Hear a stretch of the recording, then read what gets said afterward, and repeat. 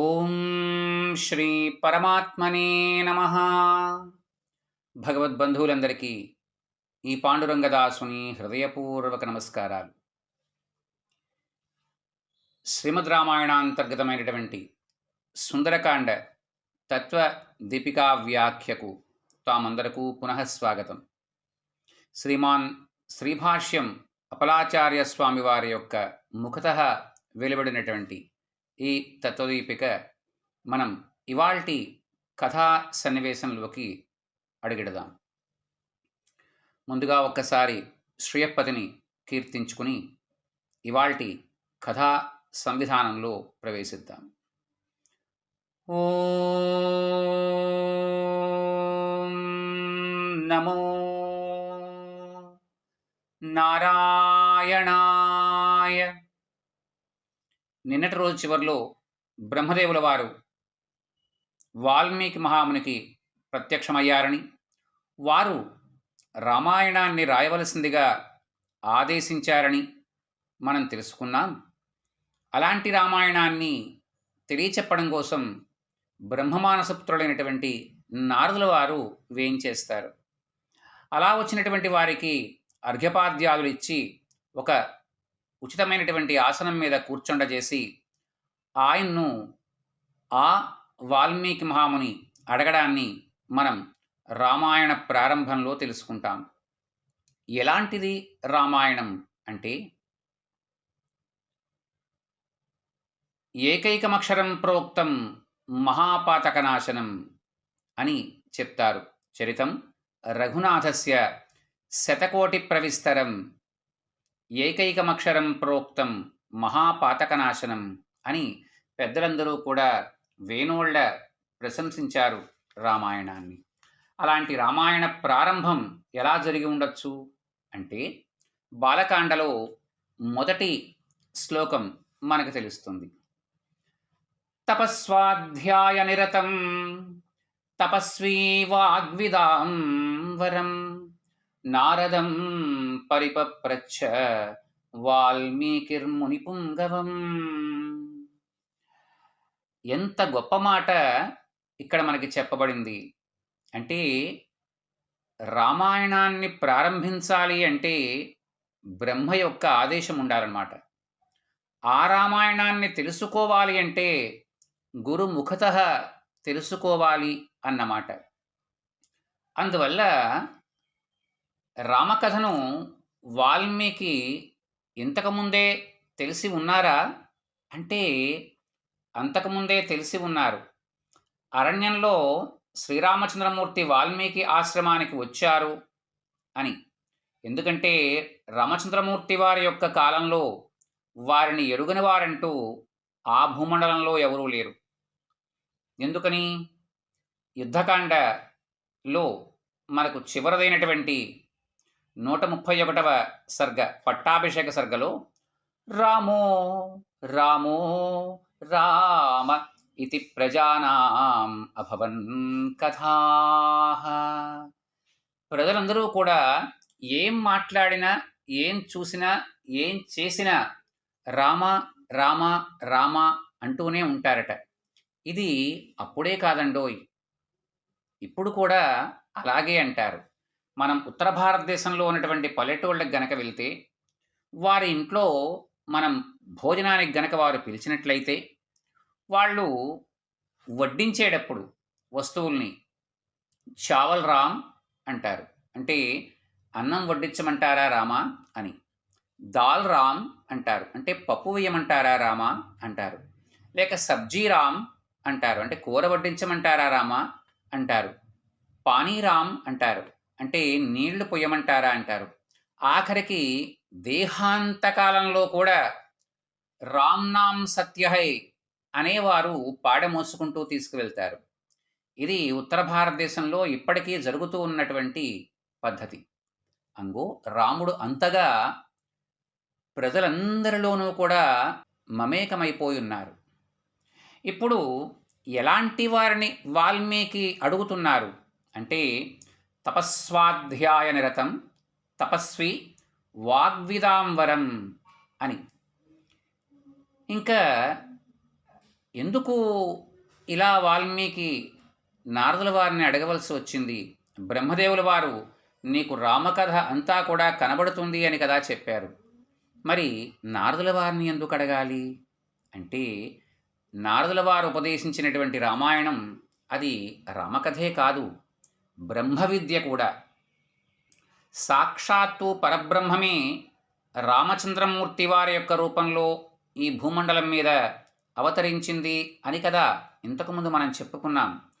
అందువల్ల ర మ అనేటువంటి రెండు అక్షరాలు కూడా ఏవైతే ఉన్నాయో అవి రామనామంగా ఉన్నాయి. సాక్షాత్తు పరబ్రహ్మమే రాముడు అని ఇక్కడ తెలుస్తోంది. ఇంకా తపస్వి,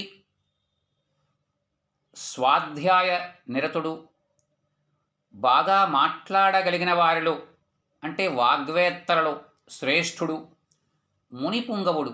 ఇది నారదుల వారికి వాల్మీకి మహాముని చెప్పినటువంటి బిరుదులు.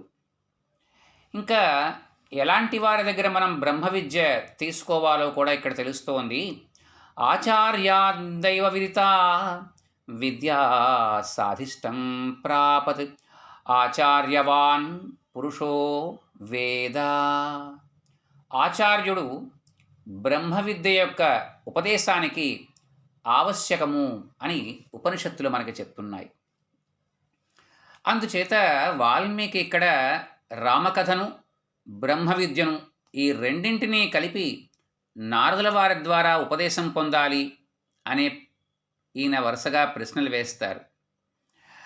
ఇంకా బ్రహ్మ విషయాన్ని పరిపప్రచ్ఛ అన్న మాట ఇక్కడ వాడారు, చూసారా? ఏదైనా సరే అడగవచ్చు, కానీ పరిప్రశ్న అన్న మాట చాలా చాలా గొప్పది. ఇదే మాట మనకు భగవద్గీతలో కూడా తెలుస్తుంది. తద్విద్ధి ప్రణిపాతేన పరిప్రశ్నేన సేవయా ఉపదేక్ష్యంతి తే జ్ఞానం జ్ఞానినః తత్వదర్శినః అన్న విషయాన్ని పరమాత్మ చెప్తారు. అంగో ఇక్కడ పరిప్రశ్న అన్న మాట చాలా విలువైంది. అంటే బాహ్యంగా ఒక ఉత్తమోత్తమైనటువంటి నరుణ్ణి గురించి ప్రశ్నిస్తున్నారు, అంతరంగంలో లేక అంతరముగా బ్రహ్మను గూర్చి ప్రశ్నిస్తున్నారు. ఇక్కడ గురువు శిష్యుడు వాళ్ళకి ఉండవలసినటువంటి లక్షణాలు కూడా ఇక్కడ తెలియజేశారు. ఇప్పుడు చూద్దాం. గురువు నారదుడు, శిష్యుడు వాల్మీకి. ఇంకా నరుడు అనగా జీవుడు. రా అన్న మాటకు అర్థం అంటే హ్రస్వం, ర అనేటువంటి దానికి అర్థం నశించునది. న అంటే కానిది, న ర అంటే నశింపు కానటువంటిది, కాబట్టి అది ఏంటి? ఆత్మ. ఇంకా అలాంటి నరునకు చెందినది నారము అంటే అజ్ఞానము. దానిని ద అన్న మాటకు అర్థం ఖండించువాడు అని. అంటే నారదుడు అంటే మనని లేక జీవుని చేరి ఉండేటువంటి అజ్ఞానాన్ని భేదించేవారెవరయ్యా అంటే గురువు.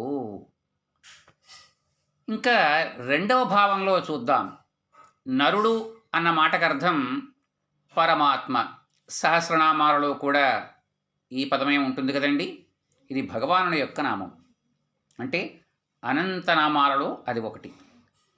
ఇంకా నరుడు అంటే మూడవ భాషలో మనం చెప్పుకుంటే పరమపదాన్ని పొందించువాడు అని. అంటే నరుడుకు సంబంధించినది నారము అని ఇందాక చెప్పుకున్నాగా. అందువల్ల అలాంటి జ్ఞానాన్ని దా అంటే ఇచ్చేవాడు, అంటే భగవద్జ్ఞాన ప్రాప్తిని మనకు పొందించేటువంటి వాడు.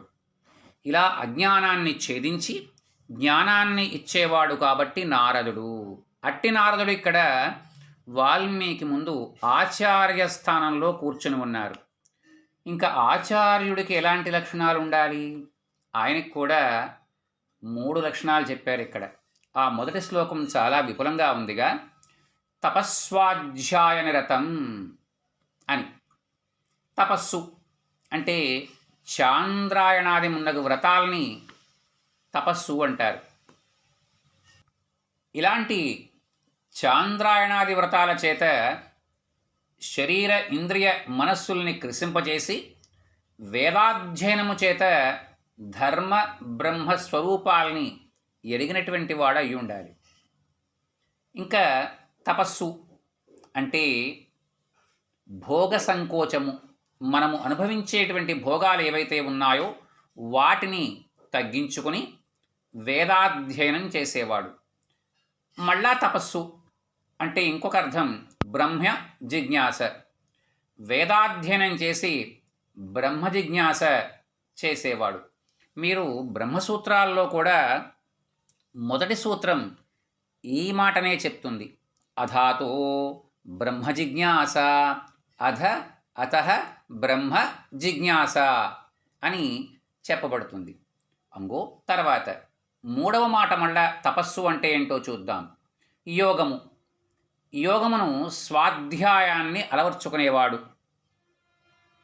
అంటే యోగము అన్న మాటకు అర్థం ఏదైతే చేరవలసి ఉందో దాన్ని చేర్చేది యోగం. ఇదే మాట మళ్ళా పరిత్రాణాయ సాధూనాం వినాశాయ దుష్కృతాం ధర్మ సంస్థాపనార్థాయ సంభవామి యుగే యుగే అనన్యాశ్చింతయంతో మాం ఏ జనాః పర్యుపాసతే తేషాం నిత్యాభియుక్తానాం యోగక్షేమం వహామ్యహం అని కూడా పరమాత్మ మనకి గీతలో చెప్తారు. అంటే ఏదైతే మనకు సంప్రాప్తం అవ్వవలసి ఉందో అది యోగము. అంగో అలాగా అలాంటి యోగం సంప్రాప్తం అవ్వాలంటే స్వాధ్యాయం కావాలి. ఇందాక వాటిల్లో మనకి తపస్వాధ్యాయనరతం తపస్వి వాగ్విదాంవరం అని ఉంది. ఇందులో వాగ్విదాంబర అన్న మాటను చూద్దాం. శబ్దస్వరూపాన్ని ఎవరైతే తెలిసిన వారున్నారో వారి యందు వరుడు అంటే శ్రేష్ఠుడు అన్న మాటకు అర్థం, వర అన్న మాటకు అర్థం. అంటే వేదాధ్యయనం చెయ్యడం చాలామంది చేస్తారు, కానీ దాని యొక్క అర్థాన్ని తెలిసి ఉండాలి.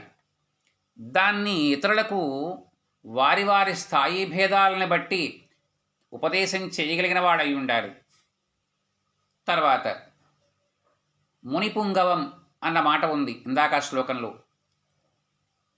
సతతము సంతతము భగవద్విషయాన్నే మననం చేసేవారు కావాలి. ఇది ఆచార్యులకు ఉండవలసినటువంటి లక్షణం. నారద మహాముని నిరంతరము కూడా పరమాత్మ యొక్క నామాన్ని జపిస్తూనే ఉంటారు, నారాయణ నారాయణ నారాయణ అని. ఇప్పుడు చూడండి, తపస్వాధ్యాయనరతి, వాగ్విదాంబరత్వము, ముని పుంగవత్వము, ఈ మూడు ఉన్నవారిని ఆచార్యులు అంటారు. ఈ మూడు లక్షణాల చేత శ్రవణ మనన ధ్యానము అనే మూడు లక్షణాలు కూడా సూచించబడతాయి. లేదా పాండిత్యము, బాల్యము, మౌనము అను బ్రహ్మవేత్తకు ఉండేటువంటి మూడు లక్షణాలు కూడా ఇక్కడ సూచించబడతాయి. ఇలా నారదుడు అనేటువంటి పదం గురువు అన్నదాన్ని సూచిస్తుంది. ఇప్పుడు నారదుడు అంటే మనకు తెలిసినటువంటి మాట నారాయణ పరాయణుడై ఉన్నాడు అని ఒకటి, తర్వాత త్రిలోక సంచారి అని ఒకటి, కలహభోజనుడు అని మరొకటి. ఈ మూడు రకాల విషయాలు తెలుసు. ఇంకా మొదటిది నారాయణ పరాయణుడు. దీనికి మళ్ళా వ్యాఖ్యానం అక్కర్లేదు. అంటే నిరంతరము కూడా నారాయణ యందు తన యొక్క చిత్తాన్ని ఉంచినవారు.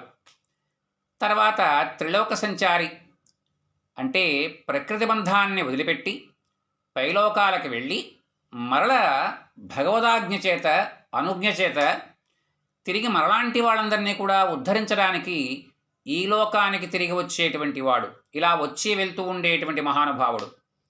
తర్వాత కలహభోజనుడు అని కదా చెప్పుకుంటాం.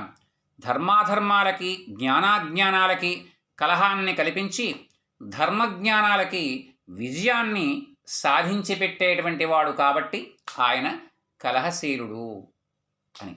కాబట్టి ఇలాంటి నారదుల వారు మనకు గురువు అయి ఉండాలి. మరి వాల్మీకి శిష్యుడు కదా, మరి ఆయనకు ఏం లక్షణం ఉంది అంటే ఆ లక్షణం ఏంటో మనం రేపటి రోజున తెలుసుకోవడానికి ప్రయత్నిద్దాం. హరి ఓం తత్సత్.